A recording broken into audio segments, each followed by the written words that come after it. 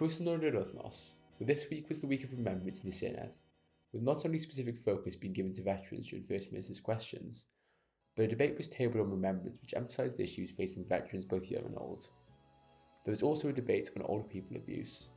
The leader of Plaid Cymru asked the First Minister about the two-child benefit cap, and 3 separate commissioners all went under scrutiny during various committees.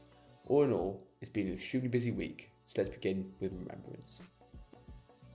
With Armistice Day falling on this Tuesday, plenary this week was filled with members paying tribute to our armed forces and veterans.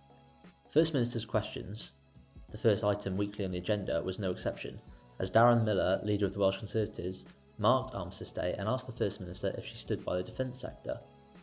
There was also a debate on Wednesday tabled by the Welsh Conservatives, specifically on remembrance, with various issues for veterans highlighted by different Senedd members, including homelessness, returning to education, and supporting service children. Going back to Tuesday, however, there was a debate on older people abuse, with members highlighting particular concern as to how older people in Wales are looked after, noting problems including welfare cuts, financial abuse, digital exclusion, and support offered by local authorities. On other matters, during First Minister's questions, Plaid Cymru leader Rhys Iorwerth asked about the suggested changes to the two-child benefit cap that the Chancellor of the Exchequer had hinted at in preparations for the UK government budget. There was also scrutiny on 3 different commissioners during various committees, being the Future Generations Commissioner, the Children's Commissioner, and the Comisiynydd y Gymraeg.